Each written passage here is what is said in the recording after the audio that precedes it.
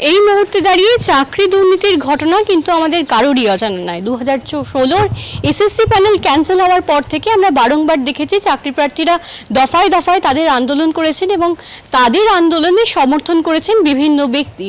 সেই ব্যক্তিগুলির মধ্যে অন্যতম হচ্ছে সংগ্রামী যৌথ মঞ্চের অন্যতম প্রতিনিধি ইন্দ্রজিৎ মণ্ডল। সেই ইন্দ্রজিৎ মণ্ডল গত 15 তারিখ বিকাশ ভবন অভিযানে ছিলেন বলে তাকে বিধাননগর থানা থেকে তলব করা হয় এবং সেই তলব অনুযায়ী কিন্তু আজকে 10:25 নাগাদ তাকে বিধাননগর নর্থ থানায় ঢুকতে দেখা যায়।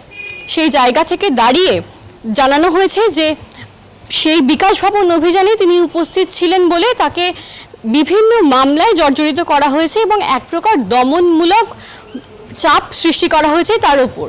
কিন্তু সেই প্রতিক্রিয়ায় ইন্দ্রজিৎ মণ্ডল জানান তার উপর যতই মামলা রুজু করা হোক না কেন তার কিন্তু এই আন্দোলন কোনোভাবে থেমে থাকবেন না। ঘটনাস্থলে দাঁড়িয়ে ইন্দ্রজিৎ মণ্ডল আর কি বার্তা সংবাদ মাধ্যমের সামনে তুলে ধরলেন তা বিস্তারিত দেখাবো আপনাদের।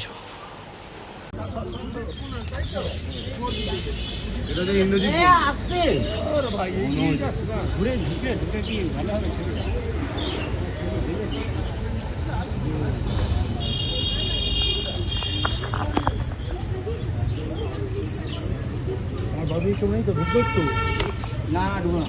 আচ্ছা আচ্ছা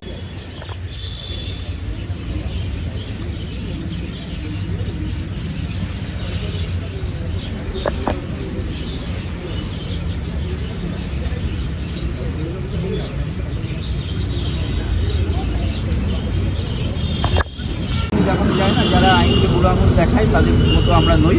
আইন যেভাবে চালাতে চাইছেন আমরা আইনের পথেই থাকবো। পুলিশ যেভাবে সহযোগিতার কথা বলেছেন আমরা সহযোগিতার হাত বাড়াবো। সেই কারণে এই আন্দোলনটা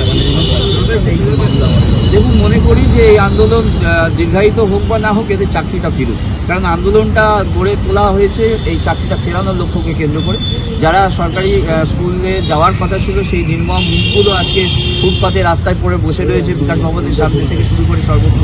তো আমরা মনে করি যে শিক্ষক হিসাবে একজন শিক্ষক শিক্ষিকা শিক্ষা কর্মীদের প্রতি যেভাবে অন্যায় চালিয়ে সরকার আজকে পর্যন্ত কোনোরকম যোগ্য অযোগ্য তালিকা প্রকাশ করেনি, তো আমরা চাই সেই তালিকা প্রকাশ করে দিক বা সরকারও এদের পাশে এসে দাঁড়াক। আমরা গতকাল বিজেপি পার্টি অফিসেও গিয়েছিলাম, সেই সঙ্গে কংগ্রেসের সদর দপ্তরে গেছিলাম, মোহাম্মদ সেলিমের কাছেও আমরা গিয়েছিলাম, বৈঠক করেছি, কথাবার্তা বলেছি আলিমুদ্দিন স্ট্রিট। তো সেক্ষেত্রে আমরা দেখছি যতটা করা যায় এদের চাকরিটা বাঁচানোর একটা প্রধান লক্ষ্য, এছাড়া এটাই